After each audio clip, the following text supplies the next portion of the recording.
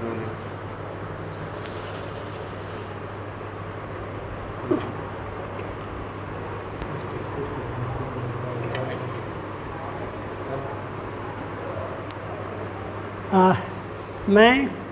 Doctor Virendra Prasad, principal, Scope Training and Private Consulting Limited, Beldari Chak, Patna से अपने lab में LN2 कंटेनर के बारे में जानकारी दे रहा हूँ। आज मैं LN2 कंटेनर के बनावट के बारे में, संरचना के बारे में जानेंगे। ठीक है, ये हमारे सामने एक कंटेनर जैसा दिख रहा है। ये कंटेनर ही है, लेकिन इसको बीच से काट दिया गया है क्योंकि अंदर का स्ट्रक्चर को देख सकें। इसमें दो रहता है, एक अंदर एक बाहर, और दोनों के बीच में जैसे ये है अंदर वाला, देख रहे हैं, इसको भी काट दिया गया है। और इसी के अंदर LN2 रहता है, सीमेंट रहता है, स्ट्रॉ रहता है, कनिस्टर रहता है, सब इसी के अंदर होता है। और ये यहाँ पर रहेगा और इसके चारों तरफ से कुचालक, जिसमें कि बाहर से रोशनी, धूप या गर्म हवा इस तरह का नहीं प्रवेश करे, ये एक कुचालक मटेरियल, सुपर इंसुलेशन, ये मटेरियल कुचालक है और इसी से ये ढका रहता है अंदर पूरा चारों तरफ से। और ये है बाहर का कंटेनर, ये BH3 है। इस हिसाब से एक कंटेनर का 2 दीवार हो गया, एक अंदर एक बाहर, और दोनों के बीच में सुपर इंसुलेशन मतलब बैड कंडक्टर ये रखा रहता है ताकि बाहर से तापक्रम, रोशनी, हवा अंदर तक नहीं जाए। टेम्परेचर को रोकने का उद्देश्य ये है कि हमारा LN2 का इवोपरेशन कम से कम हो, है ना। अब इस तरह से हम लोगों को LN2 का अंदर और बाहर का स्ट्रक्चर समझ गए। अब देखिए एक बड़ा आपको कंटेनर यहाँ देखें, ये है BA20, है ना। BA20 में इसको हम खोलते हैं, ढक्कन आपके सामने इधर हटा रहे हैं, ये ढक्कन हटा। इसमें देखेंगे 6 कनिस्टर होता है, 1 2 3 4 5 6, मतलब हम 6 तरह का अलग अलग सीमेंट डोजल कैरी रख सकते हैं।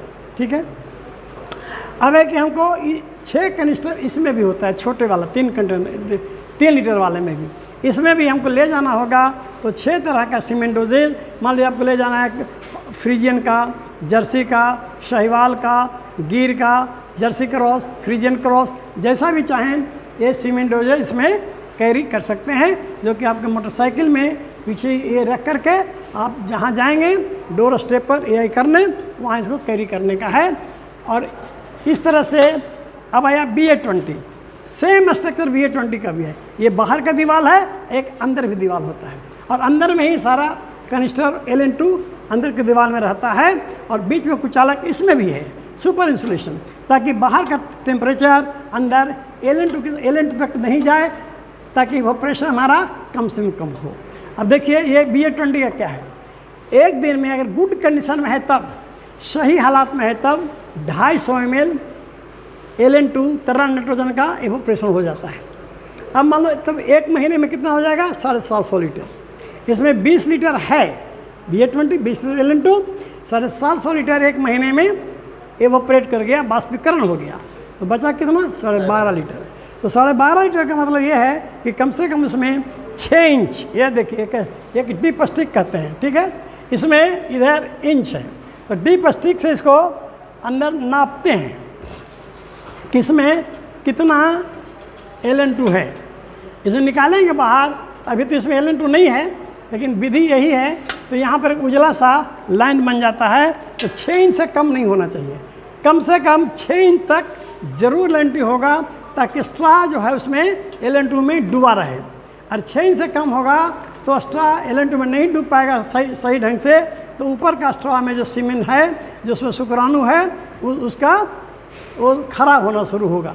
तो ये हम ध्यान रखेंगे कि 6 इंच कम से कम इसमें होना ही चाहिए LN2 का, ताकि हमारा रखा हुआ जो स्ट्रा है जिसमें कि शुक्राणु सीमेंट वो खराब ना हो। ठीक है, अब इसके लिए और थोड़ा सावधानी बरत सकते हैं कि इससे बड़ा कंटेनर ले लिए 35 लीटर का। ठीक है, तो 35 लीटर का ले लेंगे, अरे लेकिन रिफिलिंग टाइम हम 30 दिन का ही बनाएंगे, ताकि अगर संघ से या जहाँ से सप्लायर आता है तो मान लीजिए एक दिन 2 दिन किसी तरह गाड़ी में गड़बड़ी हो गई, 30 दिन के अलावा 32 दिन लग गया तो भी आपका 6 इंच से नीचे नहीं जाएगा और आपका सुरक्षित रहेगा स्ट्रॉ। ठीक है, तो ये है। और इसको हैंडल कैसे करेंगे, एक जगह से दूसरी जगह ले जाना है इस कंटेनर को, तो कभी भी इस तरह से लुढ़काएंगे नहीं, ये गलत तरीका ही है। जब भी ले जाना होगा तो इसको 2 आदमी हैंडल पकड़ के ही एक जगह से दूसरी जगह ले जाते हैं। मान लीजिए बाहर में LN2 की गाड़ी आई है, इसमें LN2 भरना है, तो हैंडल पकड़ के ही, ये एक आदमी से नहीं जाने का है तो 2 आदमी हैंडल पकड़ के ही जाएंगे, लुढ़का करके, या इस तरह से नहीं जाएगा, और नहीं तो डैमेज हो जाएगा बाहर की दीवार, और अगर दीवार डैमेज हो जाएगा तो अंदर का इवोपरेशन रेट बढ़ जाएगा। मान लो कि आपको डैमेज हो गया, इवोपरेशन रेट बढ़ के हो गया 500 ml एक दिन का, तो जो 30 दिन में रिफिलिंग कर रहे थे, LN2 भरने जा रहे थे, वो हो जाएगा 15 दिन में, तो डबल खर्चा हो गया LN2 का, है ना। इसलिए इसको सुरक्षित रखना है, और ये सबसे महंगी उपकरण है ना।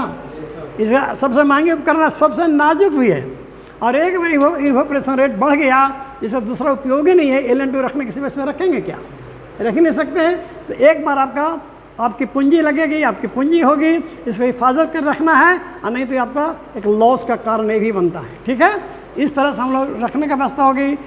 इसको रखने के लिए एक और है कि आप लकड़ी का बॉक्स बना लीजिए, उस बॉक्स के अंदर इसको रख दीजिए पूरा कंटेनर को, तो बाहर से फिर भी नहीं जाएगा धूप, और सुरक्षित भी रहेगा, इसमें स्क्रैच भी नहीं लगेगा। ठीक है, तो स्क्रैच से बचाने के लिए एक रिंग जैसा आता है रबड़ का, वो बाहर से लगा रहता है, वो रिंग, हाँ वो देखिए इसमें है, ऊपर डालो, इसमें देखिए ये है ना, इससे क्या होगा, ये टकराएगा भी तो इसमें स्क्रैच नहीं आएगा। ठीक है, सुरक्षित रहेगा।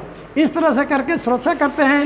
इसका कवर भी आता है, हर एक कंटेनर का कवर में रखिए, लकड़ी के बॉक्स में रखिए, क्योंकि लकड़ी भी कुचालक होता है। और अगर नहीं है कवर तो सूती कपड़ा, पतला सूती कपड़ा से इसको ढक दीजिए। ये इसमें एक और दिखाना चाहता हूँ, ये है सेफ्टी वाल्व, जहाँ पर वैक्यूम करके जो कुचालक डाला गया है ना, सुपर इंसुलेशन किया गया है, अरे ये टूट जाएगा तो वो वैक्यूम समाप्त हो जाएगा, तो फिर आपका कंटेनर ही बर्बाद हो जाएगा। ठीक है, इस पर किसी तरह का दबाव नहीं आना चाहिए, सुरक्षित रखिए। फिर कोई ऐसा कोशिश मत करिए कि हेलमेट टांग देते हैं, उसे रख देते हैं, तो बहुत ही खराब असर आएगा। इस हिसाब से इसको सुरक्षित रखना है। लेकिन जहाँ रखें हवा जानी चाहिए, रोशनी भले ना जाए धूप का, हवा नहीं जाएगा, ये इवोपरेट होते रहता है तो सफोकेशन होगा। और पूरा बंद कर दें चारों तरफ से, खिड़की किमारी दरवाज़ा, और इसको कोने में भी रखते हैं, फिर भी इवोपरेशन तो होगा। अगर हम कुछ दिन के बाद खोलने जाते हैं तो सफोकेशन हो सकता है, लेकिन इसमें वो खिड़की वगैरह खुली होनी चाहिए, और एक कॉर्नर में रखेंगे ही, लेकिन हवादार जगह होगी। हमेशा इवोपरेशन पूरा बंद नहीं होता है, इवोपरेट हमेशा कुछ ना कुछ होते रहता है, तभी ना गुड कंडीशन में कंटेनर है तो भी 1 महीने में 250 ml इवोपरेट हो जाता है। ठीक है ना, ये सब सावधानी बरतनी है, सफोकेशन से भी बचना है, और काम को अच्छे ढंग से करना है, ताकि आपको अच्छी सफलता मिलेगी। जब आपका स्ट्रॉ सही ढंग से है तो ज़रूर कंजप्शन रेट में बढ़ोतरी होगा। ठीक है, अब समझ गए, इसका बनावट समझ गए, इसका रख रखाव समझ गए कंटेनर का। Thank you.